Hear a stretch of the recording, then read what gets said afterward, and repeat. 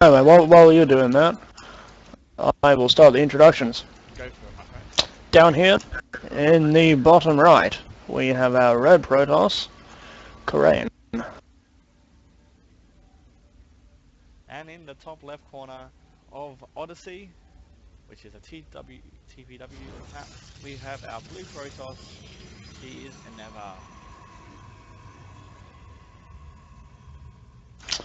Righty, and already we can see a difference between the two. I mean, it's more of a stylistic thing than anything else, but the placement of the pylons. And Enever has hers at the top of her ramp, whereas Koreign has gone for one right next to his nexus. What do you make of the two, Ben? And which do you think is better? Which do you prefer? Definitely not putting one at your ramp. I don't like that. It's too risky.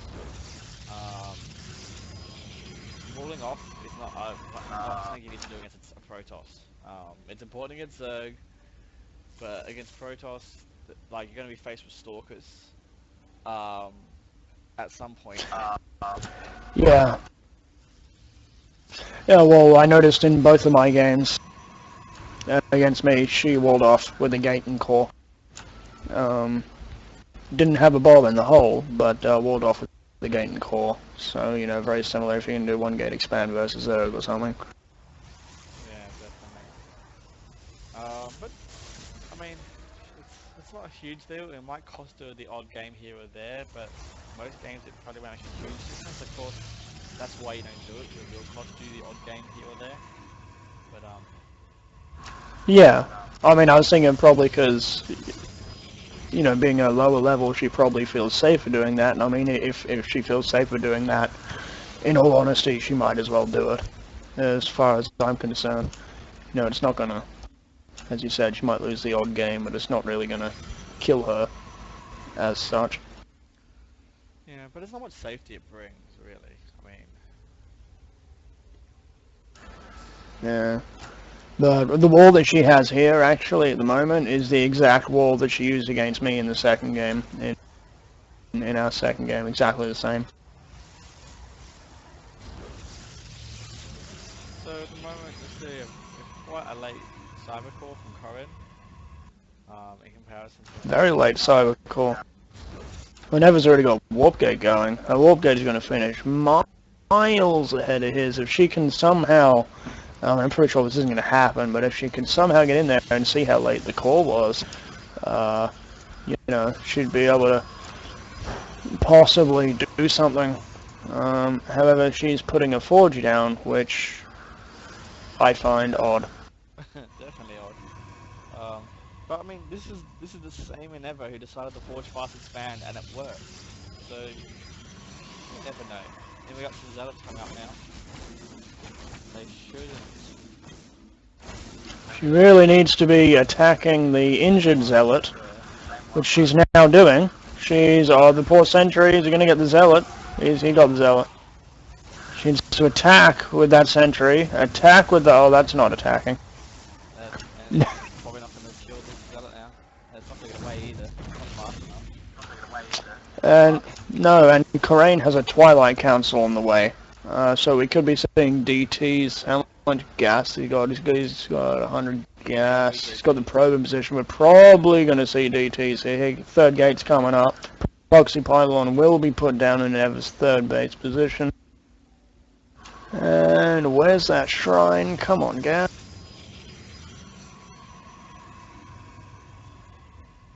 Oh, and Enever's... Now,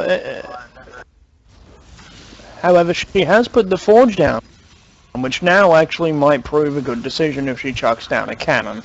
It could actually save her. I think she will too, However, because she's seen this zealot pressure.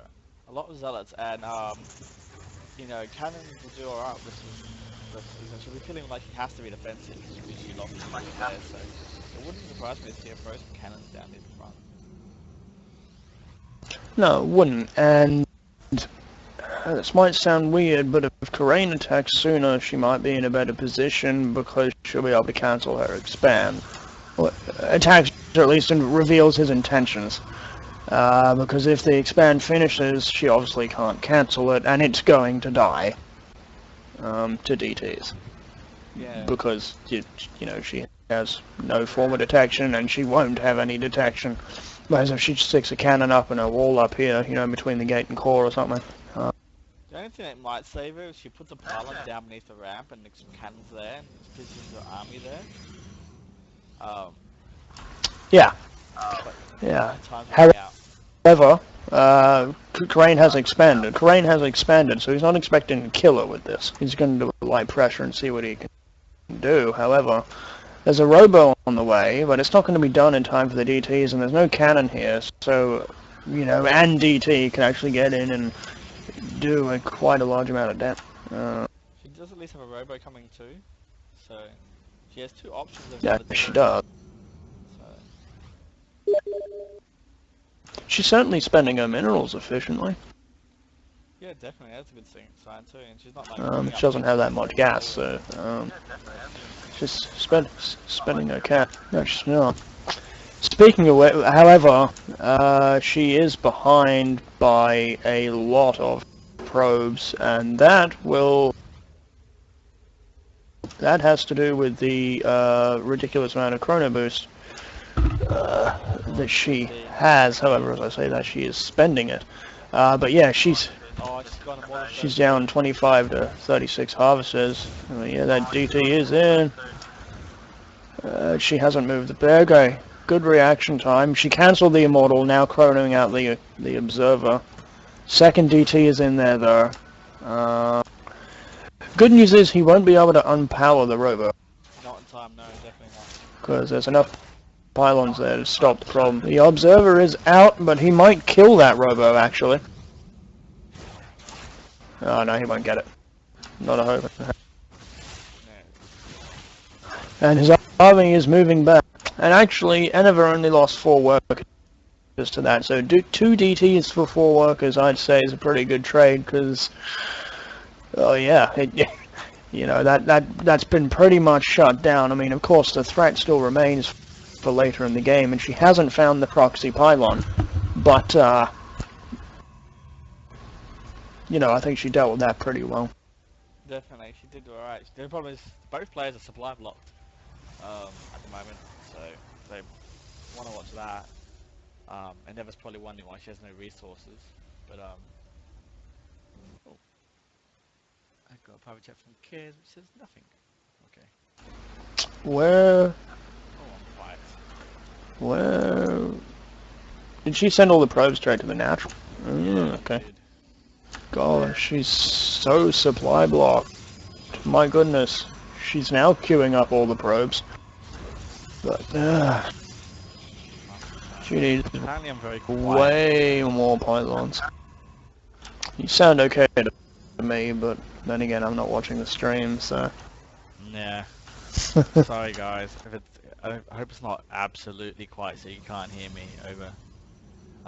Let me know how the game sounds are too. I've only got one monitor, so I can't screw around with shit in the middle of the game. So just let me know what the balances are like afterwards and I'll fix it up. But yeah, Koreign's definitely ahead. But Never's not out of this at all. Oh, what percent? Well, he's up by nearly 30 supply. He's up by nearly 30 supply. But no, you're correct. Warp Prism drop. It's got a DT inside it. He could actually potentially do a 2-pronged attack here because he does have that pylon off to the right-hand side. And his army's coming out. Oh. This could be bad if she doesn't micro those stalkers. Oh, she's in big trouble. The forces are there now. There's too many zealots. Yeah. There's just too many zealots.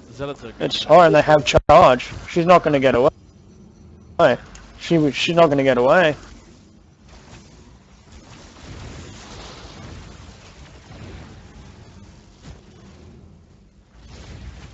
The Warp Prism is in the main now. However, I think she might be dead.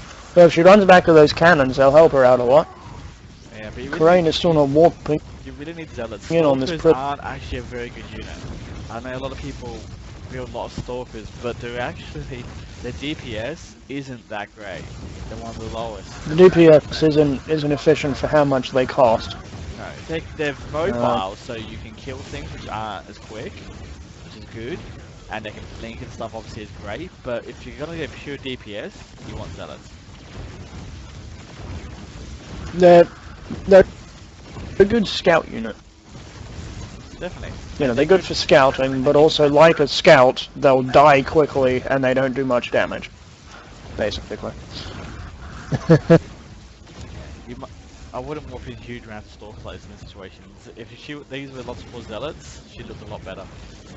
Because they're very good against virtually everything that's here right now.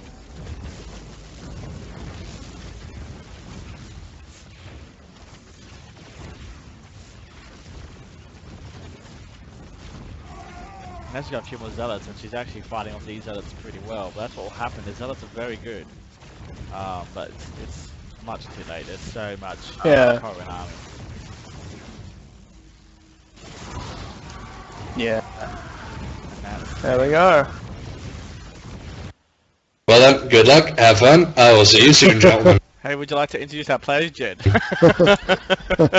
Catch you later. Have a guess which one we're looking at.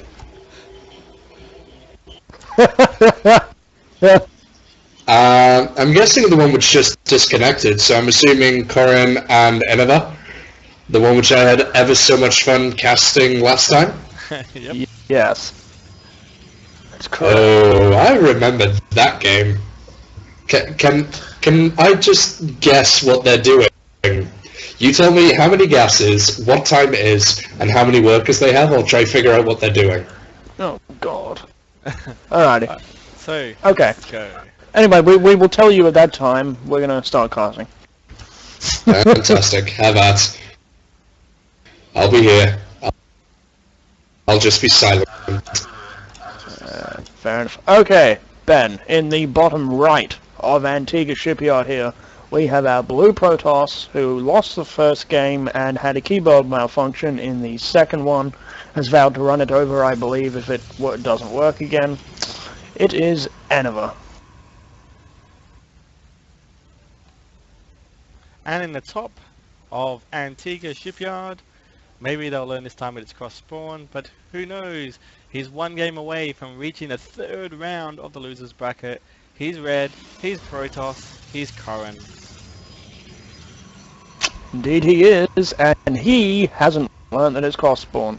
Enever did though, so that's a plus. Something's gone right for her already. And she's not doing a crazy, wacky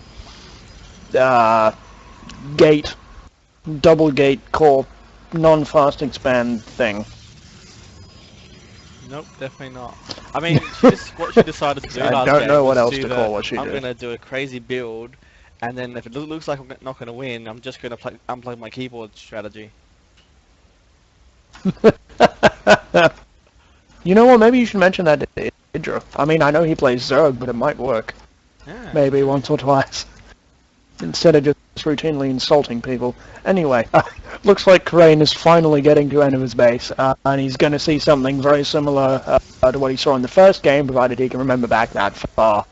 The second gateway coming down here for Enever, and the cyber core. She's got the Zello in the way, so hopefully it'll start chasing that probe away.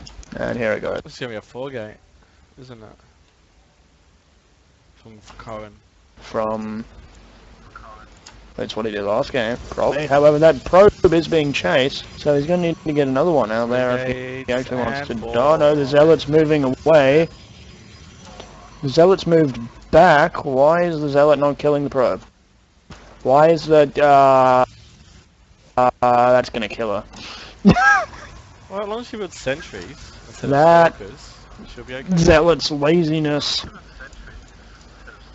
Yeah, but she could have killed the probe and stopped the pylon, but she ran away from the probe, and now the pylon's there. And based on the previous game, she's probably not going to check for it, which is very unfortunate, because if she did, she'd be in a far better position. She really needs a sentry. I mean, She's not gonna. She should get one. She's not gonna give a I think she'll get. I think she will. Where's It's that so quick probe to going? build, too. She's not going to scout it. Like, Yeah. She's getting a robo. She's getting a robo. Well, she just chronoed her war case that was finishing. That's unfortunate. It is build a sentry. There we go. Build sentry. and there we go. There's and sentry.